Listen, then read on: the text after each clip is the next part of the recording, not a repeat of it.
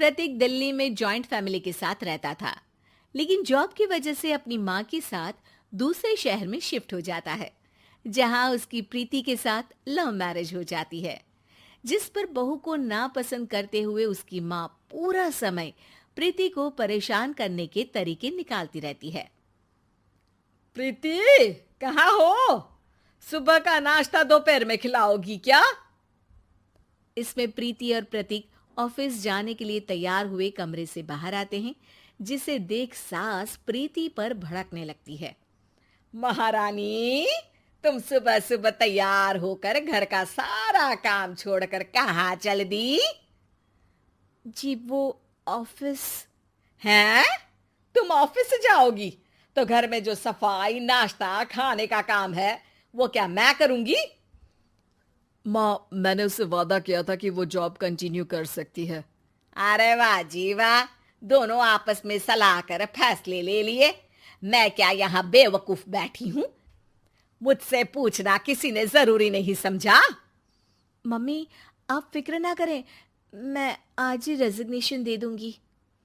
प्रीति office के लिए चली जाती है और अगले दिन से जॉब छोड़ घर के कामों में लग जाती है, लेकिन साथ ही उदास भी रहने लगती है, जिसे देख प्रतीक को अच्छा नहीं लगता।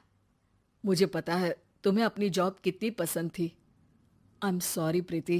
अरे कुछ नहीं होता, बस मम्मी खुश रहनी चाहिए। अब प्रीति अपनी सास को खुश करने और उनका दिल जीतने की जी तोड़ कोशिश करती रहती है, पर सास कभी उससे सीधे मुंह बात तक नहीं करती। इसी तरह दिन बीतने लगते हैं। एक शाम प्रतीक ऑफिस से परेशान घर वापस आता है। माँ, चाची का फोन आया था। दादी की तबीयत बहुत खराब है, हमें दिल्ली जाना होगा। पति की बात सुन प्रीति तो पैकिंग शुरू भी कर देती है, पर माँ वहीं बूत बनी खड़ी रह जाती है। लगता है मम्मी अपनी सास से बहुत प्यार करती हैं, तभी उनके बीमार होने की खबर सुन शॉक में आ गई। ये प्यार नहीं, परेशानी है। तुम तो ऐसे सोचो कि अब से जब तक दिल्ली में हो तुम्हारे अच्छे दिन शुरू। अच्छा, ऐसा क्या है दिल्ली में? वो तुम्हें कुछ ही घंटों में पता चल जाएगा। सास के रिएक्शन और पति की बात से कंफ्यूज्ड प्रीति दोबारा पैकिंग में लग जाती है, जिसके बाद कुछ घंटों का सफर तय कर तीनों दिल्ली पहुंच जाते हैं, जहां घर के अंदर पहुंचते ही लोगों की भीड़ देख प्रीति परेशान हो जाती है। हे भगवान, इतनी भीड़! प्रतीक, कहीं तुम्हारी दादी को कुछ हो तो नहीं गया ना? पागल, ये भीड़ नहीं, मेरा परिवार है। क्या? इसे तुम परिवार कहते हो? अरे इसे तो जिला घोषित कर देना चाहिए। तुम्हारा परिवार का तो अपना पर्सनल बिग बॉस बन सकता है। हैरान परेशान प्रीति परिवार वाले सदमे से बाहर निकली भी नहीं होती कि सिर पर पल्ला रखे शांत तरीके से सबके साथ बात करते हुए अपनी सास को देख उसे दूसरा सदमा लग जाता है। हाय राम, ये मम्मी का ऐसा भी कोई रूप है? ये तो मुझे पता ही नहीं था। ये तुम्हारी सास का ससुराल है। तभी प्रतीक की बहन बोल पड़ती है, यहाँ आपको ऐसी ऐसी चीजें देखने मिलेंगी जो सपने में भी सोची नहीं होंगी। हाँ, ये कुछ दिन तो बहुत इंटरेस्टिंग लग रहे हैं। सब एक साथ दादी के कमरे में जाते हैं, जहां पहुंचते ही उसे दादी की आवाज सुनाई देती है। क्यों रे, सास से मिलने की फुर्सत मिल गई? दूसरे शहर जाकर छूट क्या मिली? तुम तो भटकता पंछी बन गई। इतने समय में ये तक नहीं पूछा कि जिंदा भी हूं या मर गई। प्रीति की सास अपनी सास के पैर छूती है। अरे कैसी बात कर रही हैं मम्मी, आपको तो मेरी उम्र भी लग जाए। अरे बस कर, ये झूठी उम्र देने वाली बातों का दिखावा ना कर। तेरा बस चले ना तो जो मेरी बची कुची जिंदगी है वो भी अभी खत्म कर दे। अरे बहू कहाँ है? इस पर सास प्रीति को दादी से मिलवाती है। दादी प्रीति को बहुत प्यार देती है। क्यों बहू, तेरी ये सास परेशान तो नहीं करती ना? अगर करती है तो अभी बता दे, मैं इसकी क्लास लगा दूंगी। अरे कैसी बात कर रही है माँ जी, भला मैं क्यों किसी को परेशान करूंगी। प्रीति अपनी सास का ये रूप एंजॉय कर ही रही होती है कि तभी चाची वहां आकर प्रीति को अपने साथ ले जाती है। सास की क्लास लगते देख जो खुशी मिल रही थी वो तुम्हारे चेहरे से साफ पता चल रही थी, इसीलिए ले आई, क्योंकि अगर उन्हें पता चल जाता तो तुम्हारी खैर नहीं थी। थैंक यू चाची जी। चाची और प्रीति घर में झूले पर बैठी बात कर ही रही होती है कि उसकी सास भी वहां आ जाती है। मतलब यहाँ सारा काम मैं करूं और तुम बैठी हंसी ठिठोली करो? अरे चलो जाओ खाना बनाओ। सास प्रीति को डांट कर काम करने भेज देती है, जिसे दादी देख लेती है और एक बार फिर सासू माँ की क्लास लग जाती है, जिसे पूरा परिवार मजे से खड़ा होकर देखने लगता है। क्यों रे, मैंने तुझे काम बोला और तू उस बच्ची को परेशान कर रही है? सास की कोई इज्जत रह गई है इस घर में या नहीं? यहाँ खुद की सास होते हुए भी ज्यादा बड़ी बन रही है। अब नहीं मम्मी जी, मैं तो बस थोड़ी मदद के लिए बोल रही थी। सास रसोई में जाकर काम करने लगती है और दादी प्रीति को लेकर वहां से चली जाती हैं। इसी तरह एक हफ्ता बीत जाता है, जिसमें दादी अपनी बहू को डर, इज्जत और प्यार का फर्क समझाती रहती है और प्रीति उसका मजा लेती है। वापस जाते हुए दादी प्रीति और उसकी सास दोनों को अपने पास बुलाती है। मेरी बहू जिद्दी और अड़ियल है, इसलिए उससे हमेशा सही काम करवाने के लिए मुझे सख्ती करनी पड़ती है। लेकिन तुम्हारी बहू अच्छी है, तेरी खुशी के लिए वो अपनी जॉब और सपने भी छोड़कर घर में बैठी है। अपनी बहू के साथ प्यार से रहो। और प्रीति, अगर अभी भी तुम्हारी सास परेशान करे ना, तो फिर तुम्हें पता चल ही गया है कि शिकायत कहाँ करनी है।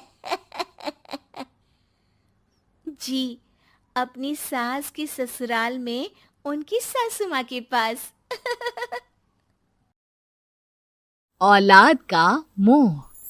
दिलीप और सुधांशु नाम के दो भाई थे। दिलीप की शादी कावेरी के साथ हुई और सुधांशु की शादी माया के साथ। शादी के बाद दोनों भाई अपनी अपनी पत्नी के साथ खुशी खुशी रहा करते थे। दोनों भाइयों के परिवार एक ही घर में रहता था, साथ में खाना, साथ में घूमना। कुल मिलाकर दोनों भाइयों का परिवार खुशहाल परिवार था। कुछ सालों के बाद दिलीप की पत्नी कावेरी को एक बेटा हुआ। भैया, आज मैं बहुत खुश हूँ, चाचा बन गया हूँ मैं। हाँ भाई साहब, इस बच्चे के घर में आने से तो रौनक आ गई है। मैं सबको बताऊंगी कि मैं तो चाची बन गई हूँ, चाची। तुम दोनों कितने अच्छे हो, हमारे बच्चे के आने से ऐसे खुश हो रहे हो जैसे ये बच्चा तुम्हारा ही हो। बस भैया, अब आपका बेटा इस दुनिया में आ गया ना, हम भी कोशिश करेंगे कि हमारा भी बच्चा जल्दी से इस दुनिया में आ जाए। और फिर आपका और हमारा बच्चा दोनों मिलकर दिन भर घर के आंगन में खेला करेंगे। कितना मजा आएगा ना। सच कहती हो माया, मैं भी उसी दिन का इंतजार कर रही हूँ जब तुम्हारी भी गोद भर जाएगी और मेरे बेटे को एक छोटा भाई या बहन मिल जाएगी। 1 साल बीत जाता है। दिलीप और कावेरी का बेटा अब 1 साल का हो चुका था, लेकिन सुधांशु और माया की कोई औलाद नहीं होती।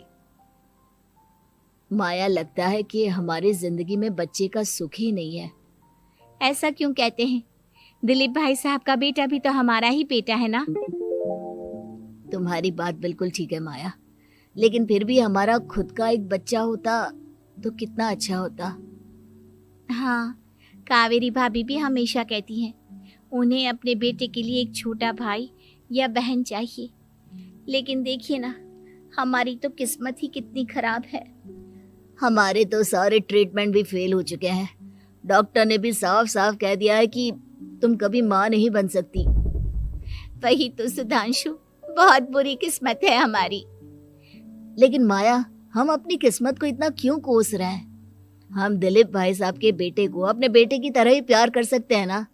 हाँ जी, बिल्कुल सच कहा। मैं भी वैसा कर सकती हूँ। चाची हूँ, उसे छोटी माँ का प्यार नहीं दूंगी क्या? कुछ दिनों के बाद दिलीप का एक दोस्त दिलीप से मिलने के लिए आता है। अरे क्या बात है दिलीप, बधाई हो बधाई। और घर तो काफी बड़ा है तुम्हारा। वैसे तुमने अपने बेटे के बारे में क्या सोचा है? भैया और क्या सोचेंगे, बस उसे पढ़ा लिखा कर अफसर बनाएंगे, उसकी पढ़ाई पर खर्च करेंगे। अरे भाभी, आपकी तो इतनी सारी प्रॉपर्टी है, आपको किस बात की चिंता? ले देकर एक बेटा ही तो है। अरे नहीं दोस्त, तुम गलत समझ रहे हो। इस घर में मैं और मेरा छोटा भाई दोनों रहते हैं। इस घर का आधा हिस्सा मेरे छोटे भाई का है। अच्छा, कितने बच्चे हैं तुम्हारे छोटे भाई के? भैया उनके साथ ना कुछ प्रॉब्लम है, मेरी देवरानी कभी माँ नहीं बन सकती। अरे फिर किस बात की चिंता? अरे मैं तो कहता हूँ अपने बेटे के भविष्य के बारे में सोचिए ही मत, बस ये घर उसके नाम करवा दीजिए। देखिए आपके भाई का भी कोई बच्चा नहीं है तो सब कुछ आपके बेटे को ही मिलना चाहिए। लेकिन ऐसा करना क्या सही होगा? अगर उनका बच्चा नहीं है तो क्या हुआ, ये घर आधा उनका है, उनकी जो मर्जी है वो करें। अरे कैसी बात करते हो? उनकी कोई औलाद नहीं है, वो क्या करेंगे प्रॉपर्टी अपने नाम रखकर? हाँ वैसे भाई साहब आपकी बात तो बिल्कुल सही है। अब जो कुछ भी है वो हमारे बेटे का ही तो है, आखिर वही तो इस घर के वंश को आगे बढ़ाएगा। मैं कल ही देवर जी से बात करती हूँ। अगले दिन सुधांशु और माया इधर आओ, तुम दोनों से एक बहुत जरूरी बात करनी है मुझे। बताइए ना भाभी, क्या बात है? आपको कहीं जाना है तो आप अपने बेटे को मेरे पास छोड़कर जाइए, मैं ही पूरा दिन रख लूंगी उसे। अरे नहीं माया, वो तो मुझे पता है, मैं किसी और चीज के बारे में बात करना चाहती हूँ। बताइए ना भाभी, क्या बात है? देखिए देवर जी, आपका कोई बच्चा है नहीं, लेकिन मैं जानती हूँ कि आप हमारे बेटे को अपने बेटे की तरह ही प्यार करते हैं। भाभी बेटी की तरह नहीं, वो हमारा ही बेटा है। मेरे लिए तो वो मेरा ही बच्चा है। वही तो फिर क्यों ना ये सारी प्रॉपर्टी हम मेरे बेटे के नाम करवा दे, क्योंकि तुम्हारा हो या मेरा, हम सबका एक ही तो है बेटा। लेकिन भाभी अभी तो वो सिर्फ 1 साल का है, अभी से प्रॉपर्टी उसके नाम करवाने का क्या मतलब है? देखिए देवर जी, जो काम जितना जल्दी हो जाए ना उतना अच्छा, आने वाले वक्त का क्या भरोसा। भाभी भरोसा क्यों नहीं, हम तो हमेशा आपके बेटे को माँ बाप की तरह ही प्यार करेंगे। हाँ लेकिन फिर भी मैं चाहती हूँ कि ये सारी प्रॉपर्टी मेरे बेटे के नाम हो जाए। अब मुझे नहीं लगता तुम दोनों को इसमें कोई भी परेशानी होगी, है ना? भाभी वैसे तो आप जो कह रही हैं वो बहुत जल्दबाजी है, लेकिन फिर भी अगर आपको ऐसा लगता है तो ठीक है, कल ही प्रॉपर्टी के पेपर बनवा लीजिए, मैं और माया उस पर साइन कर देंगे। इस तरह से अगले दिन प्रॉपर्टी के पेपर बनवाकर सारी प्रॉपर्टी दिलीप और कावेरी के बेटे के नाम पर करवा दी जाती है। कुछ दिनों के बाद सुधांशु, सुबह सुबह ये कौन लोग आ गए हैं तुम्हारे घर पर? भैया वो ऊपर वाला कमरा खाली पड़ा था ना, सोच रहा था किराएदार रख देता हूँ। लेकिन किराएदार रखने से पहले आपने हमसे पूछा भी नहीं। भाभी इसमें आपसे पूछने वाली क्या बात थी?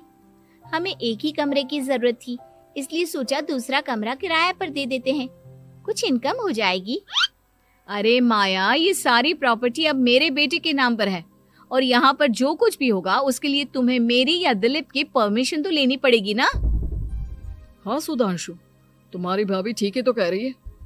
अब देखो, तुमने खुद अपने हाथों से ये प्रॉपर्टी हमारे बेटे के नाम की है, वह अभी बहुत छोटा है, तो इस घर से रिलेटेड सारे फैसले तुम्हें हमसे पूछ कर लेने चाहिए। भाभी हमें तो लगा था कि आप हम लोगों से बहुत प्यार करती हैं, लेकिन आप तो हमारे साथ भेदभाव करने लगी। अरे इसमें भेदभाव करने वाली क्या बात है? और मैंने कौन सा तुमसे कुछ गलत मांग लिया? अरे ले देकर मेरा बेटा इकलौता इस पूरे वंश का वारिस है, सब कुछ उसके नाम है। तुम्हें इस बात से जलन क्यों हो रही है? भाभी माया को जलन नहीं हो रही, वो तो बस ऐसे ही कह रही थी। सब जानती हूँ मैं, इसकी खुद की तो कोई औलाद पैदा नहीं हुई, बस इसीलिए जब देखो तब मेरे बेटे पर बुरी नजर डालती रहती है। देखो माया, कावेरी तुमसे बड़ी है, वो जैसा कहती है वैसा करो। और वैसे भी इस घर पर अब तुम लोगों का कोई अधिकार नहीं है, वो तो हम लोगों की भलाई समझो जो तुम्हें अभी तक यहाँ रहने दिया है। भैया, आप इतने कैसे बदल गए? इस प्रॉपर्टी ने आपके दिल से हमारे लिए प्यार पूरी तरह खत्म कर दिया है क्या? इसी तरह वक्त बीतता जाता है और देखते देखते दिलीप और कावेरी का बेटा प्रणव 25 साल का हो जाता है और उसकी नौकरी लग जाती है। पापा, आज मेरा अपॉइंटमेंट लेटर आ गया है। मैंने सिंगापुर में जॉब ज्वाइन कर ली है। लेकिन प्रणव, विदेश में नौकरी करने जाने से पहले तुम्हें कम से कम अपने मम्मी पापा से एक बार पूछना चाहिए था ना। इसमें पूछने वाली क्या बात है माँ? मैं सिंगापुर जाकर जॉब करना चाहता हूँ तो करना चाहता हूँ। देखो प्रणव, हमने तुम्हारे लिए इतनी सारी प्रॉपर्टी यहाँ पर रखी हुई है, उन सब का क्या होगा? यहाँ रहो, बिजनेस करो। सॉरी पापा, मैं यहाँ रहकर कोई बिजनेस नहीं करने वाला। और ये जितनी भी प्रॉपर्टी आपने मेरे लिए संभाल कर रखी है ना, ऐसे ही किसी को दान में दे दीजिए, क्योंकि मैं सिंगापुर से वापस इंडिया आकर कभी नहीं रहने वाला। दिमाग खराब हो गया है तेरा। जानता नहीं, तेरी वजह से हमने तेरे चाचा चाची से लड़ाई करके पूरा घर तेरे नाम करवा दिया था। हाँ, तो ऐसा करने से पहले आपको सोचना चाहिए था ना। और मम्मा, मैं तो वैसे भी उस वक्त 1 साल का था। मेरा इस मैटर से कोई लेना देना नहीं है। कैसी बात कर रहा है ये लड़का? अरे तेरी वजह से अपने छोटे भाई से दुश्मनी लेकर बैठा हूं मैंने तो उसे घर से भी निकाल दिया। जानता नहीं तू, बाजू वाले घर में एक छोटा सा कमरा किराए पर लेकर रहते हैं तेरे चाचा चाची, और ये सब मैंने तेरे लिए किया। देखिए पापा, आपने जो कुछ भी किया अपने लिए किया। मैंने आपसे कब कहा था कि मुझे ये प्रॉपर्टी और घर चाहिए? और वैसे भी अपने भाई के साथ इस तरह का बिहेव करके आपने कोई अच्छा काम तो किया नहीं। तू सही कह रहा है बेटा। हमने तेरे चक्कर में अपने छोटे भाई जैसे देवर और बहन जैसी देवरानी को इस घर से निकाल दिया। बहुत बड़ी गलती हो गई मुझसे। ठीक है मॉम, तो अब आप अपनी गलती सुधारो, लेकिन मुझे तो फॉरेन जाना है, मैं वहीं जाऊंगा। अब आगे क्या करना है ये आपका डिसीजन है। और प्रणव सिंगापुर जॉब करने के लिए चला जाता है। कुछ दिनों के बाद जब दिलीप और कावेरी को अपनी गलती का एहसास होता है तो वो सुधांशु के घर पहुंचती है।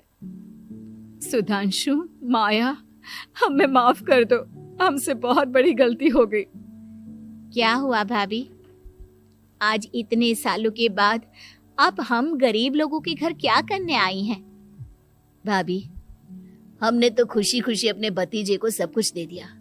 अब हमारे पास कुछ भी नहीं बचा है। भाई, मुझसे बहुत बड़ी गलती हो गई। जो तेरे जैसे भाई को मैंने प्रॉपर्टी के चक्कर में घर से निकाला, और जिसके लिए मैंने ये सब कुछ किया, वो खुद ही विदेश चला गया। भैया भाभी, जिस बेटे के लिए आपने हम लोगों को इतनी तकलीफ दी, आपस के प्यार को बिगाड़ा, जब वही आपसे दूर चला गया तो आपको इस बात का एहसास हुआ। लेकिन माफ कीजिए, अब हम आपके साथ रहने के लिए उस घर में नहीं आ सकते। नहीं नहीं माया, ऐसा मत कहो, मुझसे बहुत बड़ी गलती हो गई। प्लीज वापस चलो, मैं वो घर फिर से तुम्हारे नाम कर देती हूँ। भाभी, मैं उस घर का क्या करूंगी? किसके लिए? मेरा कोई बच्चा नहीं। मैं तो बस जिंदगी भर आप लोगों के साथ प्यार से रहना चाहती थी। प्रणव को अपने बेटे की तरह प्यार करना चाहती थी, लेकिन आपने मुझसे वो अधिकार छीन लिया। भाभी और भैया, एक सवाल पूछना चाहता हूँ आप लोगों से।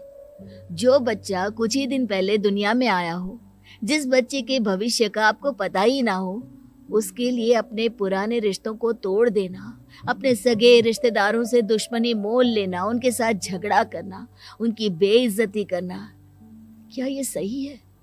कम से कम हमें सही वक्त का इंतजार तो करना चाहिए ना।